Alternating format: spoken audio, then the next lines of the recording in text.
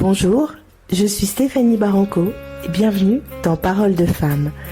Dans ce podcast, je donne la parole à des femmes au destin peu banal pour qu'elles nous parlent d'elles, de leur parcours, de leurs espoirs et de leurs doutes, de leur vision de la femme d'aujourd'hui, l'avenir.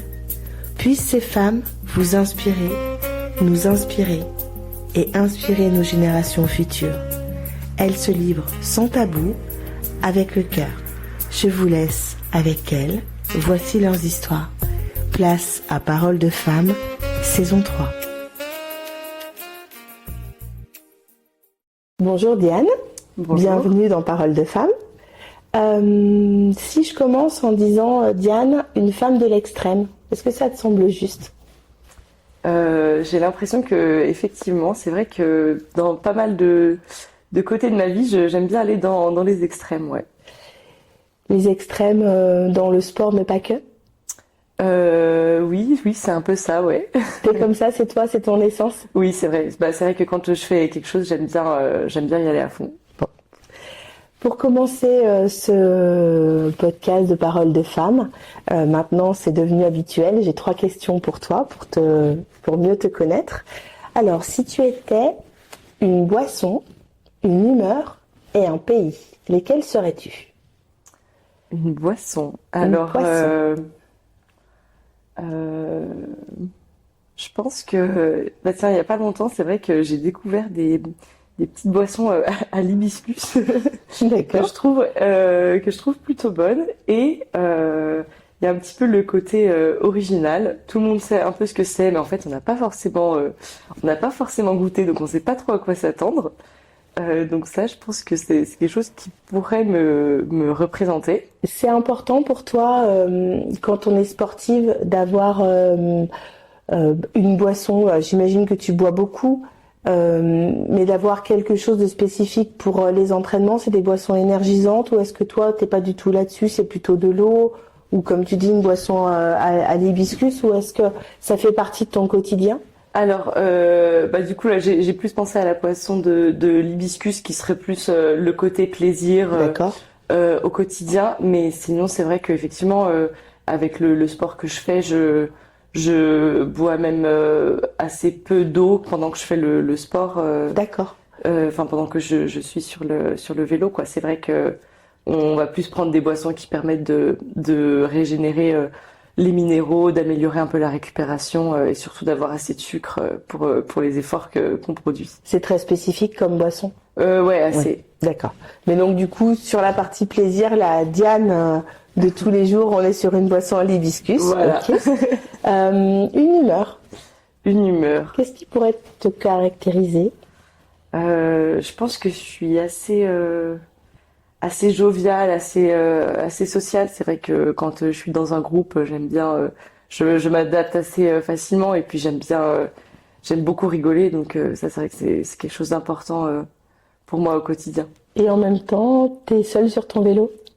Et en même temps, je suis seule sur mon vélo. Le contraste est saisissant, non ? C'est vrai que en fait, j'adore autant passer des heures toute seule sur mon vélo que j'aime discuter avec des gens sur le vélo.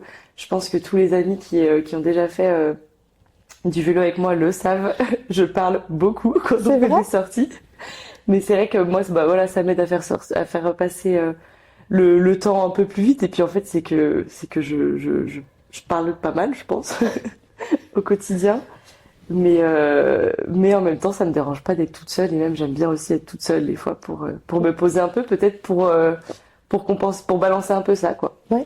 Parce que la course dont on va parler en particulier, tu l'as fait solo, c'est-à-dire que tu as quand même des grands moments où tu te retrouves seule avec toi-même sur ce vélo ? Oui. Ouais. Oui. Il y a à la fois des moments où on va se retrouver avec d'autres participants, et du coup là pour moi c'est vrai que c'est vraiment hyper. Ça me drive beaucoup de discuter avec d'autres personnes, de connaître un peu leur parcours et tout aussi. Mais aussi les moments seuls, je sais les apprécier. Et les gérer ? Ouais. Et un pays, tiens, si tu devais être un pays, tu serais qui ? Tu serais pays. Eh bien, je pense que ça me représente plutôt bien, parce que j'ai vécu là-bas pendant 1 an. J'ai vécu aux Pays-Bas pendant 1 an. J'avais fait une année d'études là-bas. D'accord. Et en plus, bah, c'est le pays du vélo. Mais oui. Même si je ne faisais pas de vélo à ce moment-là, c'était plus le vélo pour se déplacer au quotidien. Et c'était vraiment pas le même profil que, Non. que les profils que je fais maintenant. C'est beaucoup plus plat, mais avec beaucoup plus de vent aussi. Et parce que je trouve que c'est un pays qui est assez ouvert, tolérant et ouais, enfin, je pense que c'est quelque chose qui me D'accord. représente assez bien. Parfait. Est-ce que tu te sens changé depuis ton titre? Oui, je pense que c'est vrai que ça a eu un impact bah, déjà sur la confiance que je peux avoir en moi. Où bah là, enfin, j'ai vraiment compris que je pouvais me faire confiance aussi bien dans la préparation que dans le jour de l'événement. Et oui, c'est vrai que ça m'ouvre aussi d'autres perspectives pour l'avenir. D'accord. Il y a eu un avant et un après. Oui, je pense, ouais. Bon. On va revenir sur ce parcours que tu es en train de construire, parce que tu es toute jeune. Comment on arrive un jour à s'inscrire à cette course, donc la Biking Man, Ouais, ce qui est assez drôle. c'est Parce que Biking Woman. Ouais. Tu vas faire une version Biking Woman. Donc comment on arrive à, t'as quel âge, 28? Oui, c'est ça. 28 ans, Ouais. à s'inscrire à donc cette course de vélo. Comment t'arrives là? Parce que tu me dis, je faisais pas de vélo avant, donc c'est quoi ce parcours? Comment t'arrives à 28 ans à te dire, je vais aller me transcender avec tout ce qu'on va voir après, avant, on va en parler. T'y arrives comment? Explique-moi. Et ben, en fait, ça a commencé, je pense, déjà avant que c'était pas forcément dans les domaines du sport, mais que ce soit dans mes études ou dans les relations amicales, etc. C'est vrai que quand je fais quelque chose, j'aime bien le faire à fond. Et donc avant, je faisais pas forcément énormément de sport, mais ça a commencé avec, ah bah tiens, le premier dossard que je vais prendre, j'ai envie que ce soit quelque chose d'assez conséquent, et surtout j'ai envie de me poser la question de est-ce que je vais réussir à terminer. Et du coup le premier dossard que j'ai pris, ça a été un dossard pour le marathon d'Amsterdam, du coup, donc en plus D'accord. dans le pays de cœur que j'aime beaucoup. Alors attends, situe-nous par rapport à l'âge. Là, c'était il y a Et combien de temps à là peu du près? coup c'était je pense il y a 6 ans. D'accord. Donc tu as 22 ans, quoi. Ouais, 20, c'est 20 ça. ans, 22 ans. Oui. Ok. Avant, tu fais pas de sport. Avant, j'ai toujours été assez active, mais voilà, j'ai fait de la danse, de l'équitation, du hip-hop, Comme voilà. tout le monde. Voilà. Enfin, voilà. C'est D'accord. ça. Ok. J'ai quand même toujours aimé bouger, mais j'en faisais pas de manière quotidienne. Donc là, ton premier défi, c'est carrément un marathon, toi. Voilà. Ouais. C'est vraiment, on fait pas de demi-mesure. Mais carrément. Et du coup, je me dis, voilà, j'avais planifié à peu près 3 mois pour m'entraîner. Et puis en fait, bah, j'ai beaucoup aimé. J'ai aimé le fait que ce soit long. J'ai aimé le challenge aussi, et de pouvoir me prouver à moi-même que je pouvais le faire et que je pouvais le faire bien, quoi. Enfin, c'est que j'ai terminé évidemment en ayant un petit peu mal partout, mais tu l'as terminé. Mais je l'ai Déjà, tu l'as terminé. terminé, premièrement. Oui, c'est vrai. Oui. Et puis sans être complètement ravagée Oui. physiquement, quoi. Ça, je pouvais quand même à peu près marcher. Oui. Oui, parce qu'on voit on voit des ultras ou des trails, on voit des coureurs qui terminent en vomissant parce qu'ils sont vraiment allés au bout d'eux-mêmes. Enfin, d'ailleurs, c'est au-delà du corps. Après, on va en parler, Oui. mais et c'est vrai qu'effectivement, quand tu dis j'ai terminé en étant à peu près debout, ça a Ouais. eu un vrai sens pour les coureurs. Oui.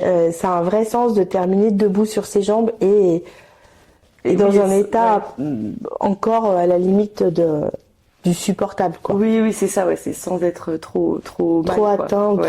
oui, voilà, trop dans le dur, ouais. Donc tu fais ton marathon, Oui. et là, Je me dis, ok, ce genre de défi, en fait, bah, ça me plaît bien. Et du coup, je me dis, bon, bah, allez, l'année d'après, pourquoi pas tester un nouveau sport. Et du coup, là, il y a eu un peu un double challenge. Je me suis dit, bah, tiens, je vais prendre un défi de natation. J'avais un ami qui l'avait déjà fait, et c'était le défi de Monte Cristo. Donc, c'est une course de natation en pleine mer à Marseille. Où D'accord. là, en fait, c'est un petit bateau qui nous emmène sur l'île d'If, il me semble. Et en gros, c'est 6 km de natation en pleine mer. Pour moi, qui n'étais pas trop nageuse au départ. Donc là, j'ai pris des tips un peu de tous les copains qui nageaient pour essayer d'améliorer un peu la technique. Et puis voilà, continuer de m'entraîner pour cet objectif avec pareil, du coup le challenge de est-ce que je vais terminer cette course. Et c'est vrai que moi j'ai aussi en plus de ça un peu la phobie de tout ce qu'il y a dans l'eau, ce qu'on voit pas. Enfin, je suis pas forcément hyper à l'aise dans l'eau. Du coup, il y avait vraiment un truc de je veux me prouver que en fait je suis capable de surmonter ces peurs et de me focaliser sur l'effort que je suis en train de faire pour que ça se passe bien. Donc il y a eu quelques séances de sophrologie. Ouais, c'est ce que j'allais te demander, t'es accompagnée à ce moment-là? Ouais. Bah, j'ai fait 2 séances avec une sophrologue pour gérer les moments de panique parce que je sais qu'il y avait vraiment des moments où je paniquais en étant toute seule dans l'eau ou quoi. Et du coup, bah là, j'ai quand même essayé de bien préparer la chose. Et au final, la course s'est trop bien passée. Là, le fait de l'avoir fait avec un ami en plus, on se soutenait vraiment. On était un peu tous les deux sur le bateau à manger le petit pomme-pot. Enfin, c'était vraiment un moment fort, quoi. Ouais, ça paraît fou ce que tu. Là, c'est combien de préparation pour une course qui dure combien de temps à peu près? Et là, la course, du coup, elle durait. Je crois que j'ai mis 2 heures, quelque chose comme ça. Ok. Et la préparation, j'ai dû me préparer pendant peut-être 3 à 4 mois cette fois-ci parce que là, vu qu'il y avait la technique à reprendre, en fait, je me suis rendu compte que je savais pas du tout bien nager. Comme 95% Oui, des gens. c'est ça. Mais le fait d'avoir des amis qui savent bien nager, qui pouvaient me donner aussi les conseils, etc., ça m'a quand même beaucoup aidé. Et puis après, bah voilà, je me suis tenue à mes entraînements et je me suis investie dedans aussi, quoi. Donc, on a un marathon, une course dans l'eau, Ouais. et après? Et après, sur le retour donc vu que c'était à Marseille, on avait quand même quelques heures de route pour rentrer. Et je discute en fait avec un ami qui avait fait, donc l'ami qui avait fait la course de natation avec moi, qui avait fait une course de 500 km à vélo et tout. Et moi, ça me paraissait mais impossible en fait. D'accord. Et je lui posais plein de questions parce que je voulais comprendre un peu comment il s'était préparé, qu'est-ce qui s'était passé dans sa tête pour se dire je vais m'inscrire à cette course. C'est tout le propos de ce podcast. Exactement. Et du coup, je lui pose plein de questions, etc. Et donc, il me répond à tout et il me dit, mais Diane, là, tu me poses tellement de questions. Je suis sûre qu'un jour, tu vas prendre un dossard pour une course comme ça. Là, petite graine plantée, mais pendant un petit moment, voilà, ça passe. Et c'est vrai qu'il y a aussi, entre-temps, une copine qui a fait aussi une course du même style. Et comme elle avait fait, je me rappelle de son post sur Instagram où elle avait fait une super longue description à tel point que ça ne rentrait pas dans toute la description du post. Donc je lis tout, je lis les commentaires et tout qu'elle écrit et je me dis mais ouais, mais ça a l'air incroyable quoi. Enfin ça donne vraiment envie. Mais encore une fois, à ce moment-là, je crois que peut-être je venais de commencer le vélo de route, mais du coup je voyais bien qu'en faisant une sortie de 40 km, j'étais au bout. Voilà, j'étais déjà cramée, donc je me dis mais ok, c'est pour les autres, trop bien pour les autres, mais et puis en fait l'idée a un peu fait son chemin et puis il y a un jour où je me suis dit bon allez, de toute façon ce genre de course en fait on prend son dossard au moins plus de 6 mois en avance parce que sinon après il y a plus de place, etc. Et du coup, je me dis, bon, tant que t'as pas pris le dossard, tu vas jamais commencer à t'entraîner. Oui. Donc, si tu prends le dossard, au moins, t'as plus le choix. C'est vrai. Et du coup, en grande partie, grâce au copain qui m'avait du coup parlé de sa course, je me dis, bon, bah, allez, je me lance sur du coup, la même course qu'il avait fait. D'accord. Mais 1 an après. Donc, elle s'appelle comment cette course? C'était sur la Race Cross France 500 km.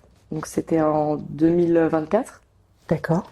Et du coup, on a été un groupe de 4 amis à la faire. Donc on était 3 à faire la 500 km. Ok, donc là tu pars avec des gens. Ouais. Pour la première, tu te lances accompagné quoi. Et en fait, on est accompagné. J'étais quand même en solo.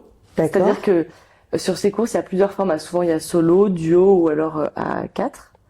Et en fait, nous, on était tous en solo, mais c'est juste qu'on faisait le déplacement ensemble. On dormait dans le logement la veille ensemble. Enfin, c'est sympa, je trouve, d'avoir ces quelques jours avant la course où on est tous dans dans le même état d'esprit. Et ouais. Et justement, tu vois, t'en viens à... je vais te laisser continuer parce que et après je reviendrai là-dessus parce que c'est important, tu vois, j'allais t'en parler, mais tu fais cette course, Ouais. tu te rends compte que c'est réalisable pour toi. Il se passe quoi à ce moment-là dans ta tête? Si tu reviens à ce moment-là, Alors, par exemple, quand j'ai franchi la ligne voilà, d'arrivée, quand tu franchis la ligne je d'arrivée, me dis, c'est sûr que ça va pas s'arrêter là. Enfin, c'est sûr qu'il y en aura d'autres. Parce qu'en fait, j'ai vraiment, j'ai kiffé ma course. Enfin, j'ai pas toujours été bien hein, tout le long de la course, mais je me suis dit, mais ouais, mais ces sensations que ça me procure, en fait, ouais, j'ai envie de sentir ça à nouveau et tout. Et en fait, en dehors de la course en elle-même, en fait, j'ai aimé tout le chemin pour y arriver, quoi. Donc, ce chemin, on va y revenir. Je voudrais juste et que tu me dises justement, donc 2024, tu fais cette 500 et tu décides d'aller te lancer ensuite dans une autre course. oui, ouais, c'est ça. Donc, non seulement je la termine, la 500 km, mais je fais aussi troisième féminine. Tu fais déjà un podium sur ta Ouais. première course, d'accord, ok. Ouais. Et moi, voilà, c'était Oui. une de mes premières courses à vélo, quoi. Enfin, donc, C'est assez dingue quand même, hein. ouais. Tu t'en rends compte à ce moment-là? Oui, D'accord. oui. Bah, je me dis, j'ai fait les choses bien, il y a du potentiel, et en plus, ça me plaît énormément. D'accord. Donc, Qu'est-ce qui te plaît? bah, les sensations un peu extrêmes, justement. Parce que c'est vraiment quand on est bien, on est dans l'euphorie. Enfin, je sais que les amis qui me suivaient un peu sur Instagram à ce moment-là, ils voyaient ma story les 200 premiers kilomètres, mais j'étais aux anges, quoi. Franchement, je souriais, j'avais presque des larmes de joie tellement j'étais excitée d'être là, de participer à cet événement. Et puis après, ils ont plus de nouvelles pendant plusieurs heures. En fait, on était en train de faire le Mont Ventoux. Pour ceux qui ont regardé le Tour de France récemment, ils savent un peu. Enfin, c'est un mont qui est assez connu à vélo. Il est assez réputé. Et en fait, quand on a 200 km dans les jambes et qu'on fait ça, je suis arrivée en haut. Franchement, j'ai dû dormir dans le col. Il faisait super chaud. J'arrivais pas à manger parce qu'il faisait trop chaud. Du coup, j'étais un peu en hypoglycémie.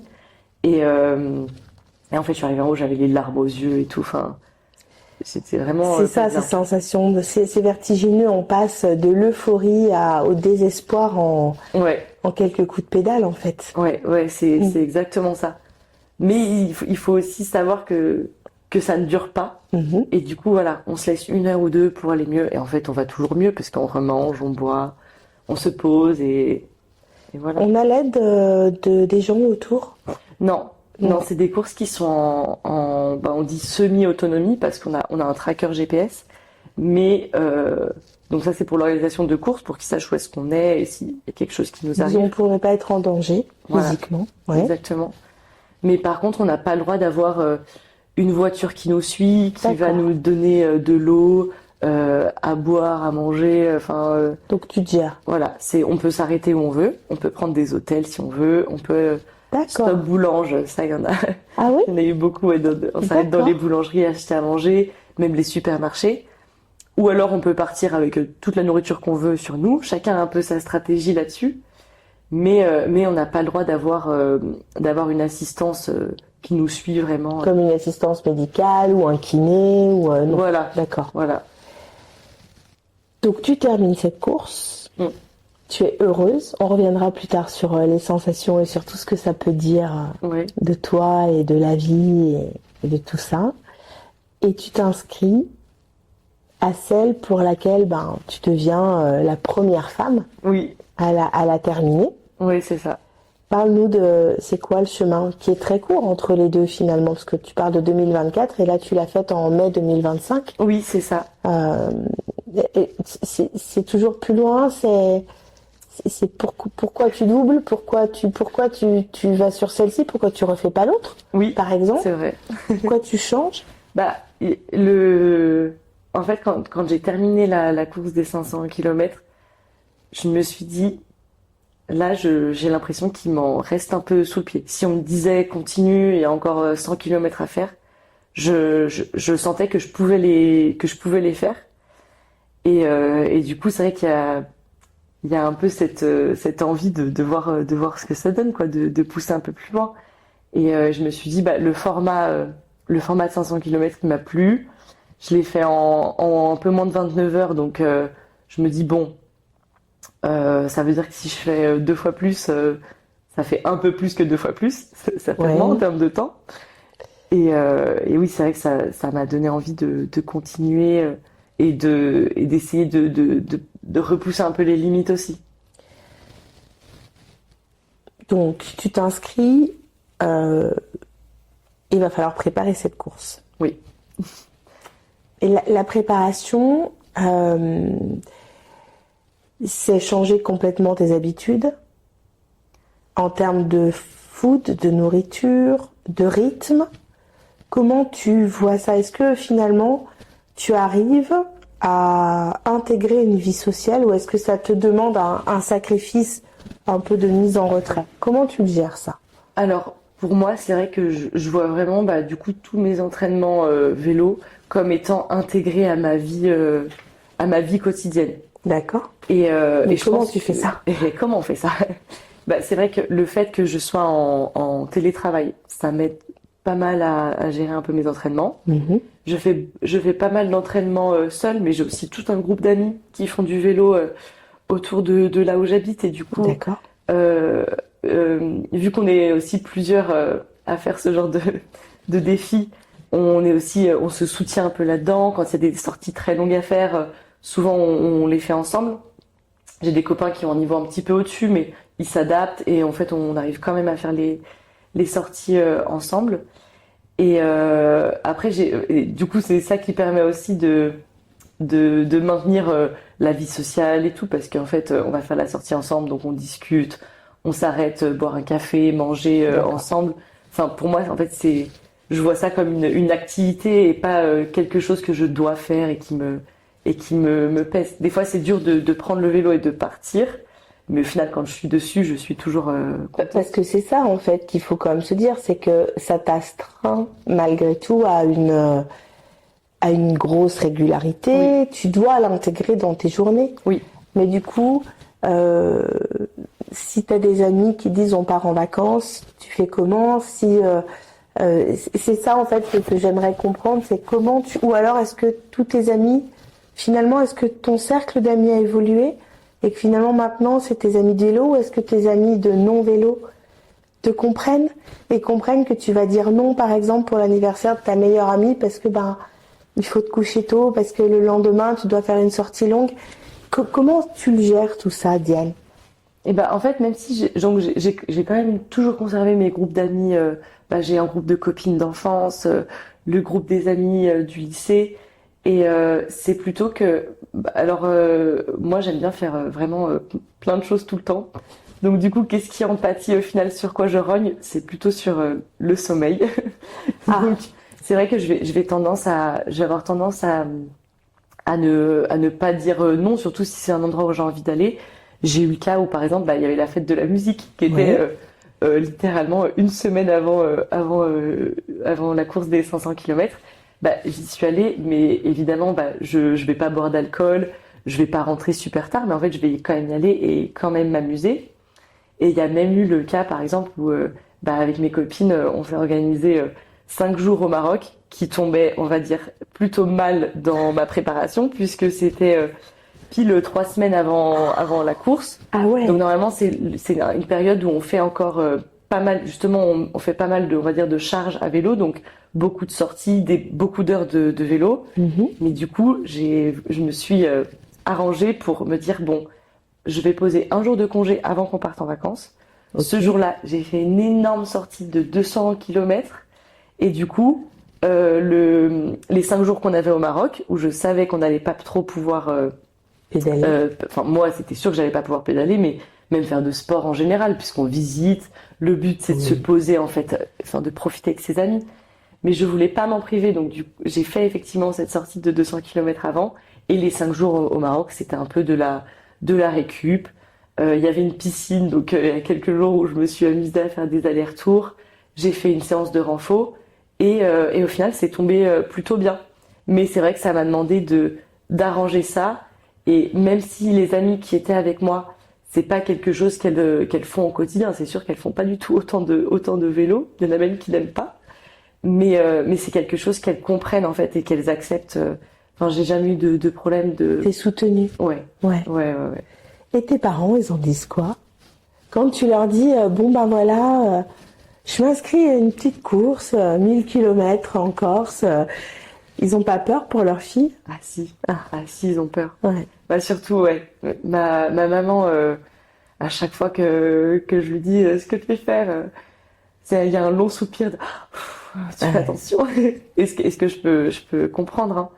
Et mon papa, il fait du vélo aussi, donc il comprend, mais il est très inquiet. Donc c'est vrai il a assez peur pour moi. Et ce qui lui fait peur aussi, c'est qu'il connaît les dangers du vélo de route. Ouais. Et il sait que si je fais une course aussi longue, même s'il m'arrive rien pendant la course, il y a aussi cette crainte de que ça veut dire beaucoup d'heures sur le vélo pour les entraînements, donc plus de risques de potentiels accidents, notamment avec les voitures. Parce que c'est vrai que le vélo, bon, tous, hein, enfin vraiment, je crois que toutes les personnes sportives disent que finalement le vélo, ça doit être un des sports les plus durs parce qu'on est vraiment comme l'ultra, on est vraiment seul face à soi-même, mais avec le vélo de route, un ultra, il va être dans la montagne, alors avec le risque de chute, de glissade, mais vous avez ce risque-là supplémentaire effectivement de la voiture,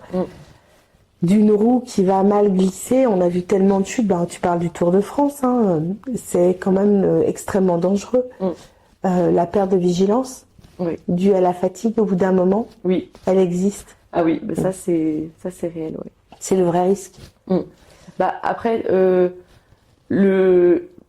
disons que si on a un accident avec une voiture, j'ai l'impression que les répercussions elles vont être encore d'autant plus graves que si c'était juste une chute de nous seuls, puisque voilà, l'impact n'est pas le même.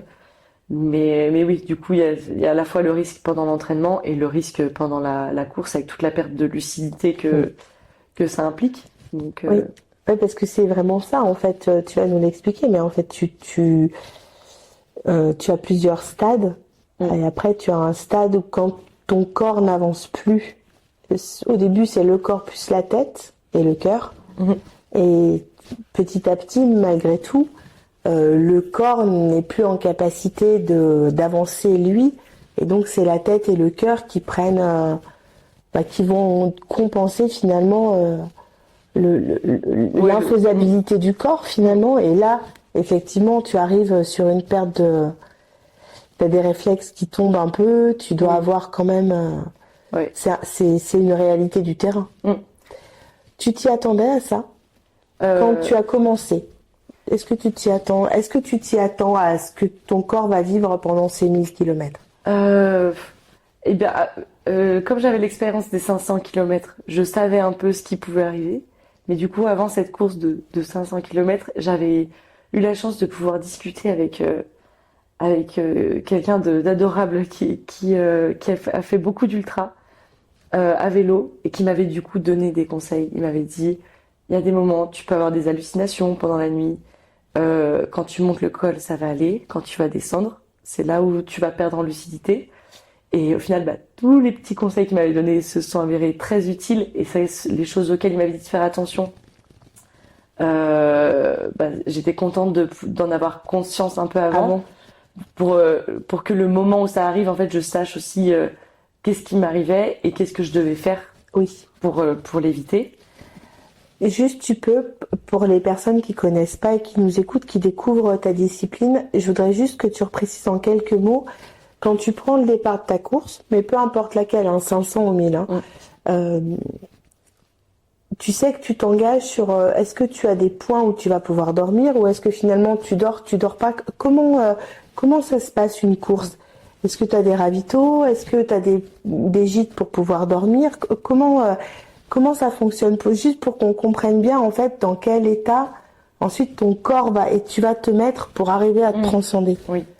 Et ben, on va dire que ça varie un peu selon les courses d'ultra, mais de manière générale, il y a quand même souvent des ravitaux ou des checkpoints, on les appelle différemment selon les courses, mais là par exemple pendant la course de 1000 km, on avait 3 checkpoints sur la course, qui étaient à peu près à chaque fois à 250, 300 km entre chaque. Et sur chaque checkpoint, on avait un traiteur qui était là pendant 24 heures sur 24, dont des repas chauds qu'on pouvait acheter sur place. Donc ça, c'est vrai que c'était quand même top de pouvoir avoir un vrai repas chaud en non-stop, parce qu'en fait, à 3 heures du mat... Et oui, les gens arrivent au fil de l'eau, en fait. Exactement, ouais, on peut arriver vraiment à n'importe quel moment.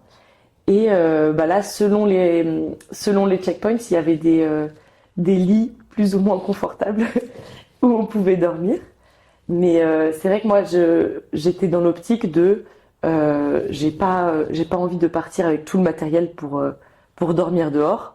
D'accord. Donc il y a certains participants qui prévoient de faire la course juste dans la barrière horaire. Okay. La barrière horaire pour 1000 km, c'est 5 jours. Okay. Donc ça ferait à peu près 200 km par jour. Tous les soirs, peut-être qu'ils se sont réservés un hôtel en avance, ils savent où est-ce qu'ils doivent arriver. Et du coup, ils ont planifié un peu tout ça en sachant où ils dorment tous les soirs. Moi, je savais que je voulais utiliser chaque ravito, chaque checkpoint pour dormir. Okay. Donc, essayer d'avoir un lit disponible, mais de pas dormir trop longtemps sur chaque checkpoint. Mais c'est plus des siestes que des vrais dodos, en fait. On est d'accord. C'est ça. C'est plutôt ça, ouais. Et pour donner un ordre d'idée, c'est vrai que je dormais à peu près 1h30 sur chaque checkpoint, sauf sur un d'entre eux où c'était pas l'heure où j'avais vraiment envie de dormir. Et du coup, je me suis dit, bon, là, je préfère continuer, faire 4 heures de vélo en plus et prendre un hôtel plus tard. Ok. Et du coup, c'est ce que j'ai fait. Mais c'est quelque chose que j'ai réservé pendant la course. Et du coup, j'ai adapté en fait selon mon état, parce que j'étais pas dans l'optique où je voulais réserver tous les hôtels en avance. J'avais quand même envie de le faire assez vite, tout en profitant. Et du coup, je savais que si j'avais déjà des points de chute de prévu, ça pouvait me bloquer un peu sur le parcours. C'est comme si ça te freinait? Ou ça te contraignait? Oui, ouais, c'est une contrainte, parce que si j'arrive pas à y être à temps, si j'étais trop optimiste, peut-être qu'il y aura personne pour me donner la clé ou quoi. Ça peut. Est-ce que quand on fait ce genre de course, c'est pas aussi pour se sentir libre et que du coup justement c'est trop un hôtel, on dirait que tu programmes tes vacances alors que là t'avais pas programmé des vacances. Oui, c'est ça. T'aurais pas été assez dans le dur pour toi? Oui. Il y a aussi cette recherche-là. Il y a ça, et il y a aussi le côté liberté. En fait, il y a des personnes à qui ça peut faire peur de où est-ce que je vais dormir ce soir. Mais en fait, moi, je savais que j'allais dormir 1h30, et puis en fait, tout le reste de la nuit, j'allais faire du vélo. Donc, c'était ma manière. Le manque de sommeil, c'est compliqué à gérer? Ou finalement, l'adrénaline? Oui. Oui, quand même, parce que il faut bien se connaître en fait dans la gestion de notre sommeil. Mais ça, on l'apprend pas. Non. Comment on fait? Ouais. Non. C'est à l'instinct, c'est sur le moment. Oui. Moi, je me suis beaucoup. J'avais quand même fait un plan de course. Donc le plan de course, ça permet de savoir, si j'ai pour objectif de finir la course, par exemple en 80 heures, à quelle heure il faut que je sois à chaque kilomètre, etc. D'accord. Combien je prévois de temps pour les pauses nourriture, pour les pauses dodo sur les ravitaux.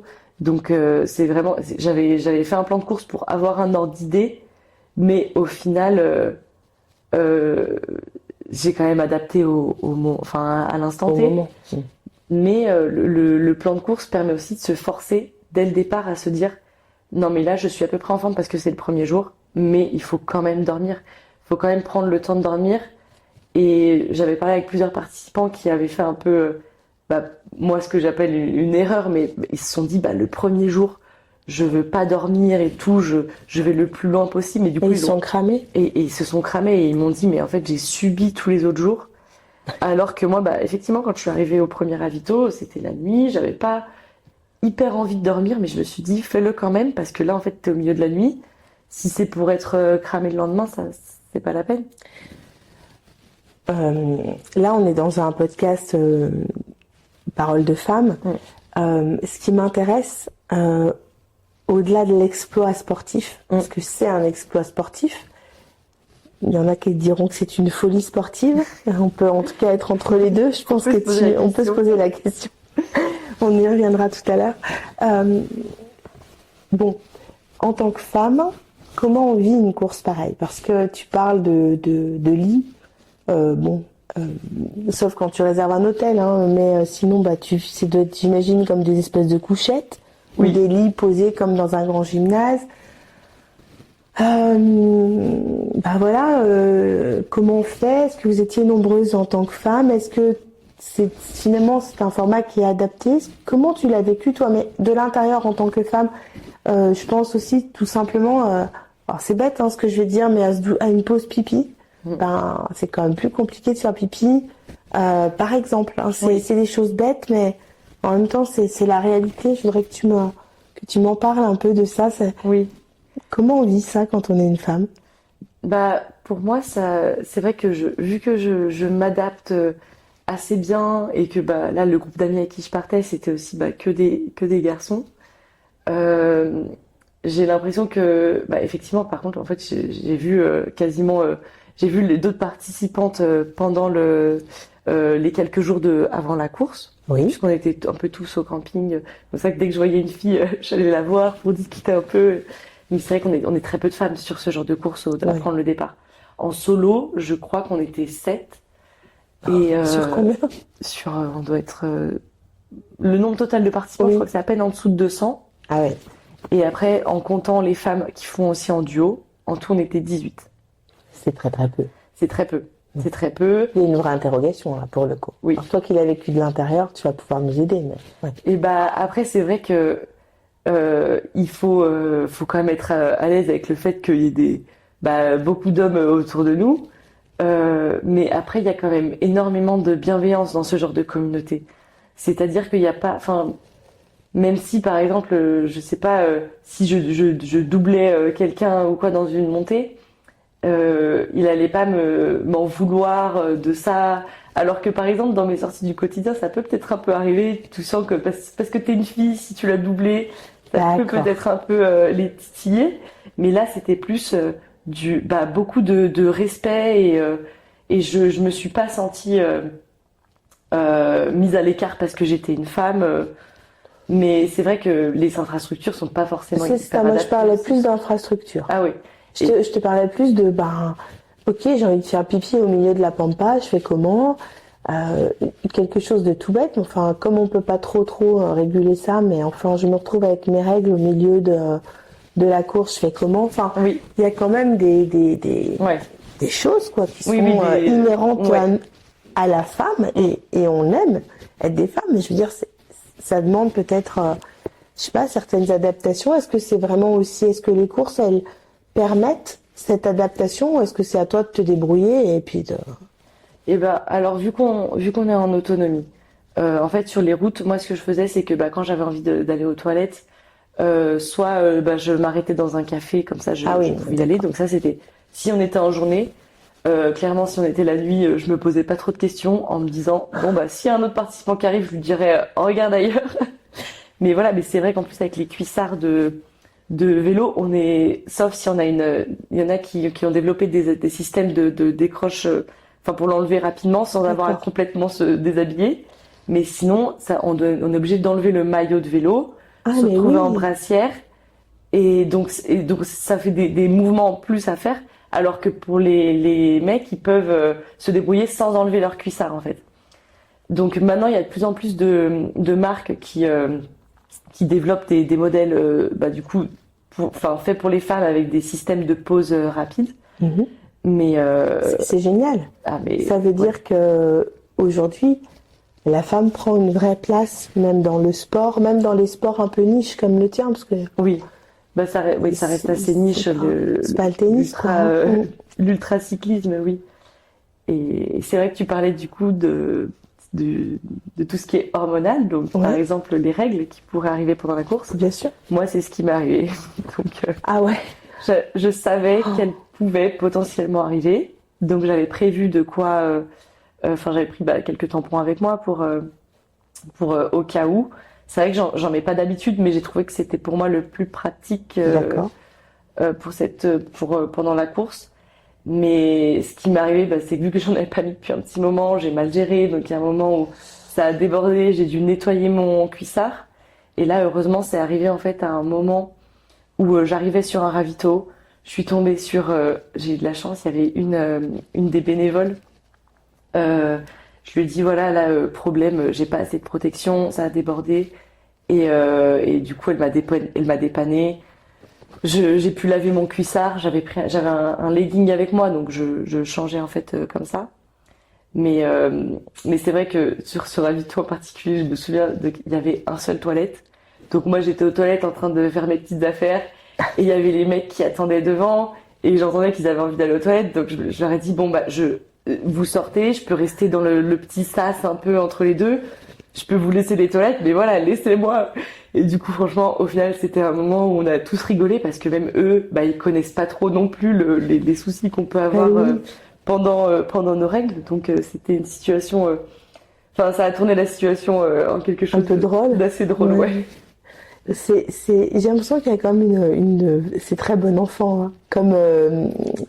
Comme atmosphère, c'est gentil, c'est bon enfant, Oui. c'est très, et très solidaire finalement. Oui. Oui. T'envisages l'échec parfois? Eh ben, là, c'est vrai que je me disais pas que c'était une possibilité parce que sinon j'ai l'impression que si je me disais, pour moi, un échec ça aurait été ne pas finir la course. Un abandon. Voilà, un abandon, ne pas pouvoir finir parce que physiquement au risque de trop m'abîmer physiquement, par exemple, si une douleur devient trop importante. Mais c'est Parce que vrai. tu as cette conscience quand même, tu gardes cette conscience-là de te dire j'irai pas au bout à n'importe quel prix. Oui, Est-ce que tu es sûr de pouvoir l'appliquer en course? peut-être pas. Peut-être pas. Je pense qu'en course, on se pousse plus loin, on arrive à se pousser plus loin que, que pendant un entraînement ou autre. Mais c'est vrai que peut-être que dans la théorie, je me dis, bon, voilà, effectivement, si t'as trop mal, il faut s'arrêter. Après, dans la pratique, ça ne m'est pas arrivé. J'ai essayé de tout faire pour que ça m'arrive pas aussi. Mais est-ce que j'envisage l'échec quand je prends le départ de la course? Non. Non. À ce moment-là, tu sais que tu vas au bout. Ouais. Euh, je, je reviens un peu au début, mais la question elle est plus pointue. Pourquoi un ultra?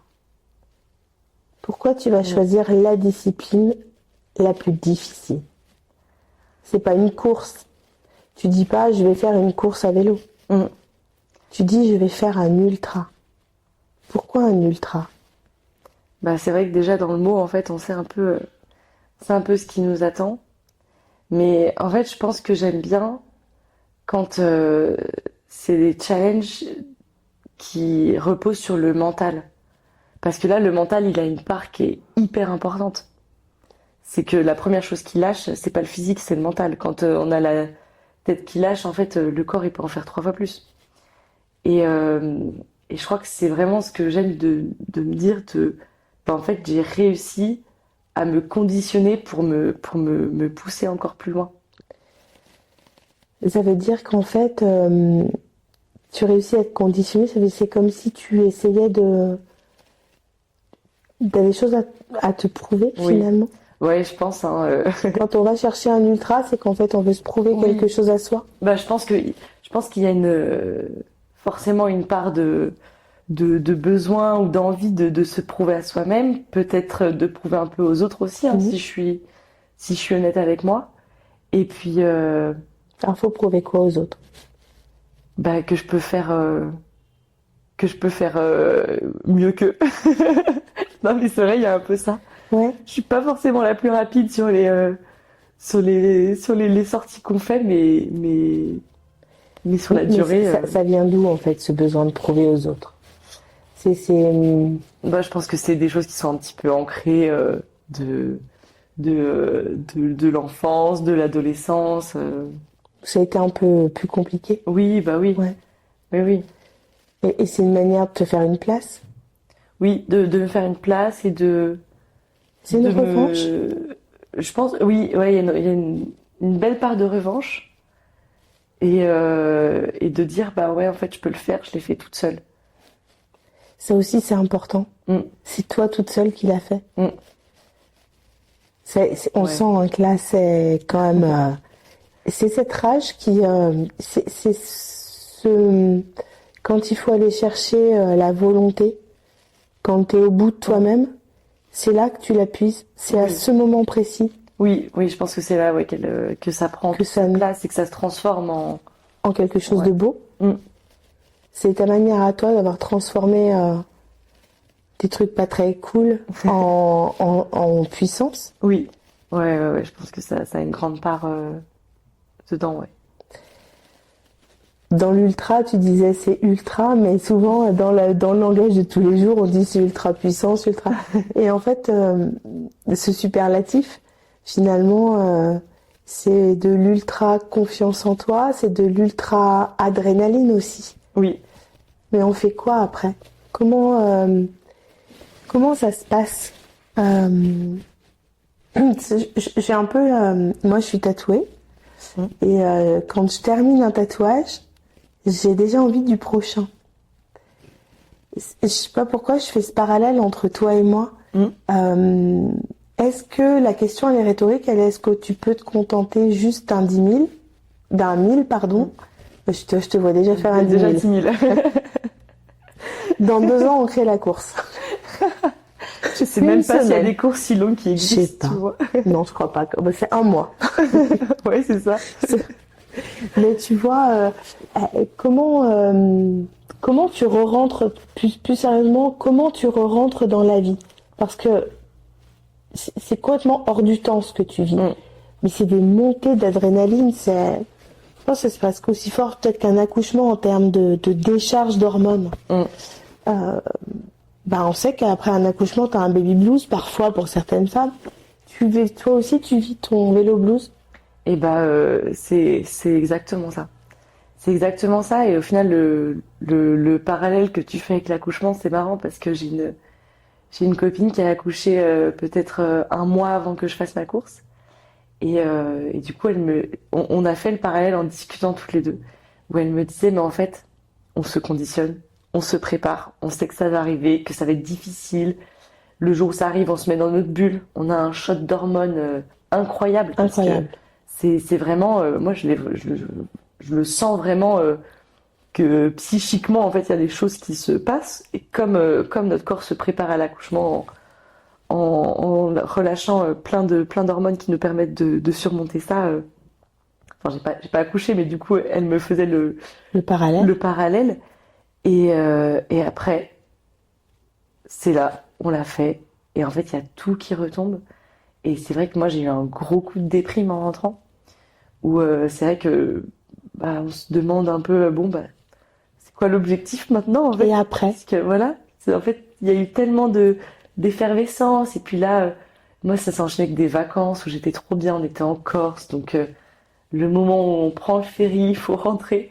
C'est vrai que c'était vraiment la fin de la colonie, retour à la maison.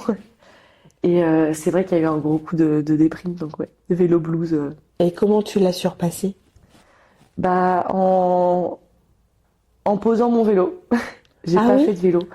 En fait, je sais que déjà physiquement, il faut faire une pause parce que sinon on passe l'été à être enfin, trop fatigué pendant D'accord. super longtemps. Donc il y avait une vraie volonté de poser le vélo pendant au moins 2 semaines. Et puis au final, les 2 semaines, elles se sont transformées en presque un mois. Mais ce que j'ai fait, c'est que j'ai prévu bah, d'autres choses que j'avais pas faites et que j'avais mis de côté, mais que j'aime bien faire. Je suis allée faire des apéros qui finissaient tard. D'accord. J'avais un petit festival de prévu. On a fait des soirées. J'ai fait d'autres sports que je faisais un peu moins. Du coup, je suis allée faire des randos avec des copines. J'ai vu mes amis. J'ai recommencé un peu à me faire des bons petits plats, cuisiner. Enfin, voilà, j'ai essayé de faire d'autres choses qui me font tout aussi plaisir. Mhm. Te remettre dans la vie. Oui, Ouais. Il y a c'est marrant parce que si tu quand tu réécouteras le podcast au début de notre échange, Mm. tu vois, je pense qu'il y a une carapace qui se forme aussi. Et là, tu es en train de lâcher un peu et tu vois, on se rend compte ah ouais. que quand même, il y a des choses auxquelles tu n'accèdes pas quand tu es dans ta période de préparation de vélo. Et là, finalement, de relâcher un peu après cette course, tu retrouves des plaisirs. T'as toujours tes amis, mais du coup, Oui. tu te permets. Ouais. C'est comme si, une fois la course passée, tu te réautorisais à faire des choses aussi. Il y a plus de légèreté. Plus de légèreté. Oui, Tu t'es ouais. redonné le droit. Gagner cette course, tu te relégitimises, en fait, dans la vie. Oui, oui, oui, je pense que il y a ça et puis le fait de se dire, bah, il y a zéro pression il y a quelque chose qui arrive, donc il faut que je dorme bien, il faut que je mange bien. Enfin, il faut quand même bien manger, Oui, mais t'as une alimentation voilà. extrêmement différente Mais voilà, en préparation. c'est beaucoup plus léger et c'est vrai que ça fait du bien aussi. Enfin, pour moi, ça fait partie de l'équilibre. Oui, ça fait partie de ta vie. Mm. Je voudrais que tu essayes même si tu me l'as dit à demi-mot, mais peut-être de le reformuler ou pas, on verra. Mais pourquoi tu as besoin de te faire mal? Oh. Bah alors là, bah, je pense qu'il y a j'ai plusieurs. Il y a pas une seule cause à ça où on peut dire voilà c'est ça, mais en tout cas je pense que si je regarde les dernières années de ma vie, que ce soit en termes de relations, enfin voilà j'ai une relation qui a été particulièrement compliquée, qui je pense m'a pas mal abîmée au final. Je m'en rendais pas compte quand j'étais dedans, mais après coup en prenant du recul là effectivement je me rends un peu plus compte des dommages que ça a pu avoir sur moi. Et je pense que c'est aussi une revanche un peu là-dessus. Il a fallu avoir mal, comme pour te... Je vais un peu loin, mais pour Ouais. te réparer. Oui. C'est ou te punir d'être resté dedans et d'un peu comme d'expier, en fait. D'avoir pédalé, c'est comme si la transpiration t'avait évacué un peu tout ça et ça t'avait renettoyé un petit peu tout. Oui, je pense qu'il y a ça et il y a aussi le fait bah, de me prouver qu'en fait, bah, les choses qu'on a pu me dire, elles sont pas vraies. C'est pas vrai. Donc t'es allé chercher ta valeur. Mm. Tu l'as trouvée? Oui, oui. Enfin, en tout cas, là, je pense que j'ai trouvé quelque chose qui me plaît vraiment et que bah, au fil du temps, enfin, je fais plus pour les mêmes raisons. Mais il y a quand même toujours ce côté. Et est-ce que c'est intéressant ce que tu dis? Est-ce que tu penses qu'on peut arriver? Tu as fait cet ultra parce que tu étais en colère en partie Mm. contre toi d'avoir accepté, contre ceux qui ont pu te malmener. D'accord. Cette colère, elle te pousse, tu te transcendes pour aller au-delà du résultat. C'est pour toi. Je crois qu'au départ, tu fais une course pour toi. Surtout ce genre d'ultra, je crois que c'est vraiment pour soi-même. Oui. Ouais. Maintenant, tu reviens, t'es plus apaisé. En tout cas, t'as guéri certains traumatismes et certaines blessures. On peut quand même arriver à trouver la motivation une fois que la colère est partie. Oui, parce que je pense que je suis quand même, je suis quand même en train de devenir un peu accro aux sensations qu'on peut avoir pendant la course et au chemin pour arriver jusqu'à la course. Donc même tous les entraînements, les choses à mettre en place. Enfin moi, c'est des choses qui me font plaisir en fait au quotidien. Et des fois, je le vois, si je suis un peu triste ou que je me sens pas, enfin voilà, un petit peu déprimée, le fait de partir avec mon vélo, Bah moi ça fait un peu office de thérapie, ça ne la remplace pas mais en fait ça me fait du bien à la tête. C'est Et ça te vide la tête? Ou ça te... C'est quoi la sensation sur un vélo? Moi c'est la sensation. Est-ce que ça je sais pas si ça me vide la tête, mais en tout cas j'ai l'impression que je peux réfléchir aux choses qui me posent question au quotidien et ça me permet de revenir en sachant un petit peu mieux voilà ce que je veux faire et et oui la sensation de liberté en fait Ouais, qui est ça présente, apporte. ouais. Ouais. Si tu dirais que c'est un peu une rencontre avec toi-même, que tu vis, peut-être pas à chaque fois que tu montes sur ton vélo, mais en tout cas dans cette participation aux courses, Oui, tu vas te ouais, c'est chercher. vrai que c'est le terme je pense ouais de Et c'est une fois que tu es dans l'effort, non, pas dans l'effort, mais une fois que tu as passé ce seuil très particulier où tu sais plus vraiment comment tu arrives encore à pédaler. Parce oui. qu'en fait, c'est ça qu'il faut dire, c'est que tu as pédalé pendant plus de 72 heures. Mm. En ayant dormi, alors quoi, 1h30, 3 fois 1 heure, peut-être, allez, t'as Ouais. dormi 10 heures. Ah ouais, même pas, j'ai dormi moins de 6 heures quoi mais Voilà. Donc 72 heures de pédalage pour 6 heures. Alors allez, on va compter peut-être avec les ravitaux, le temps de manger. ouais. Bah, en tout je crois que j'ai pédalé 52 heures. Voilà, 52 heures. Donc ouais. Donc ouais, c'est... Est-ce que tu arrives à te rendre compte que tu peux passer pour une folle aussi? Oui. Oui, mais c'est Non. pas grave. Au contraire. Non, je te dis ça en plaisantant, mais Oui, est-ce oui, que mais tu arrives je à comprends, comprendre que pour d'autres personnes, c'est ça qui est intéressant, c'est est-ce que tu peux leur expliquer toi, avec tes mots à toi, pourquoi tu le fais? Pourquoi ça apporte quoi d'aller au-delà de ses propres limites physiques et psychologiques, de se dépasser? Moi, je sens que c'est vraiment sur la confiance que j'ai en moi. Et que, bah, de l'extérieur, quand on me connaît pas, enfin, selon comment on me connaît, on peut se dire que, bah, j'avais peut-être toujours, cette image de quelqu'un qui avait confiance en soi.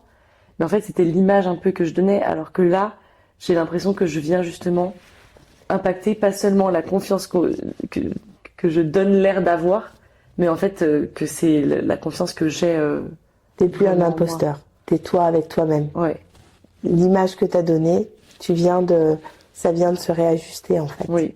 Après, c'est toujours En mouvement. en mouvement, en construction, etc. Mais je sens que ça m'aide en fait à prendre confiance en moi, vraiment. Tu te rends compte de l'exploit? Ou finalement exploit pour toi c'est pas vraiment adapté? Et je crois que, en fait, je sais que c'est un exploit, hein, c'est sûr, et que il y a pas du tout le monde qui fait ça. T'es capable de le redire, tu es la première femme? Je suis la première femme à avoir terminé la Baki-Mat Gorska. Ah, et tu vois, une course qui porte le nom de Men, tu vois, c'est quand même, c'est Oui. énorme. Et donc, tu es la première femme à l'avoir terminée. La première française, est-ce que c'est une course internationale d'ailleurs? C'est une course internationale.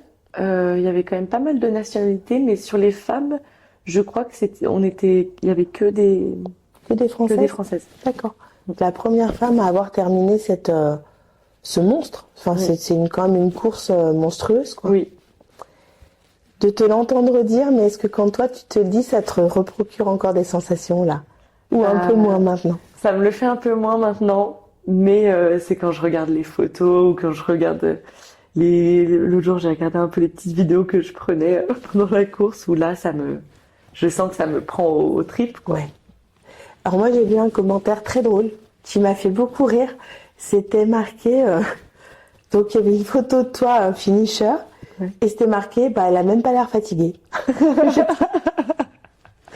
Et je me suis dit que vraiment c'était le commentaire parfait. Et c'est vrai, j'ai trouvé ce commentaire mais vraiment chouette quoi, parce que bah voilà, tu vois finalement bah dans l'apparence t'avais l'air plutôt fraîche et plutôt sereine.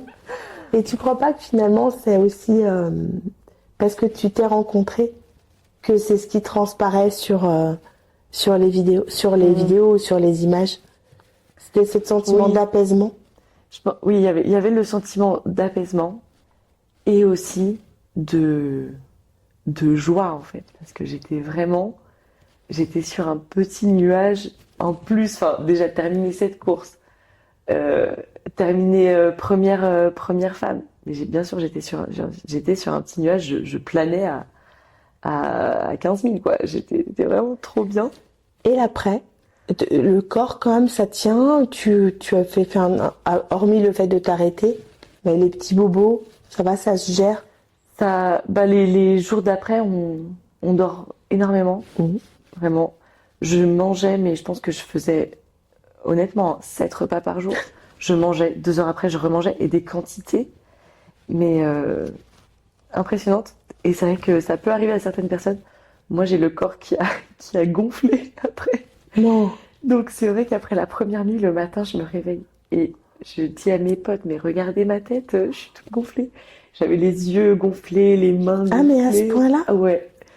Mais après, au bout de 48 heures, enfin 24-48 heures, ça. De drainage lymphatique Mais, intense. mais ceci dit, j'ai fait un petit massage aussi de récupération quand je suis rentrée. Où là, du coup, bah, c'est un massage qui est un peu en douceur en fait pour qu'on retrouve nos muscles, etc. Ouais.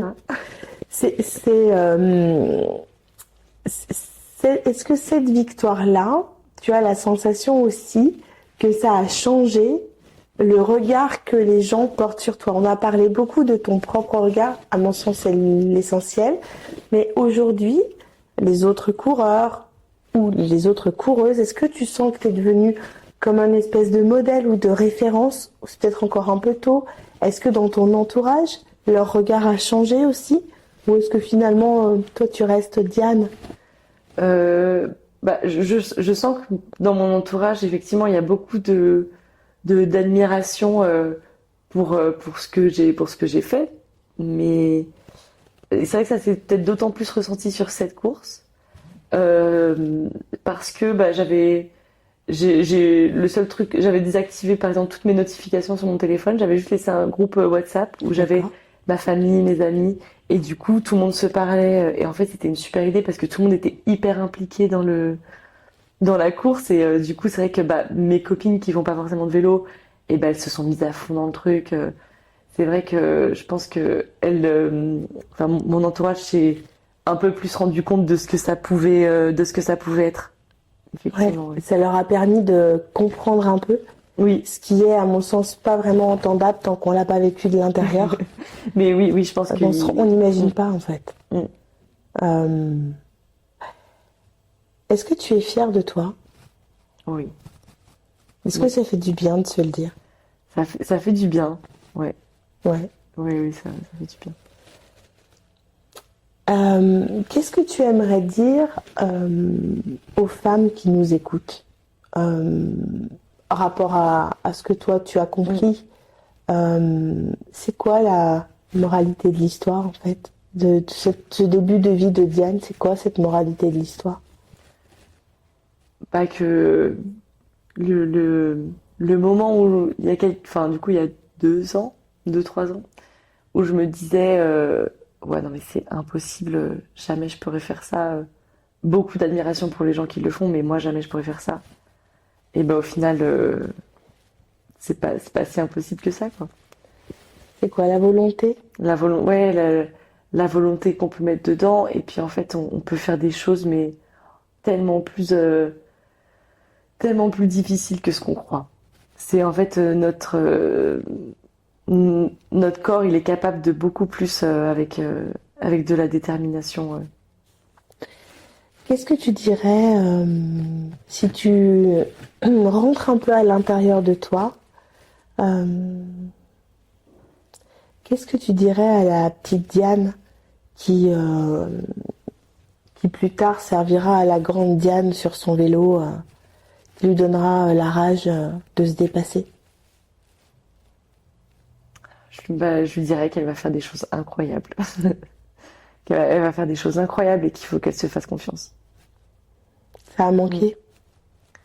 C'est cette Ouais. confiance qui t'a manqué? Oui, je pense un peu.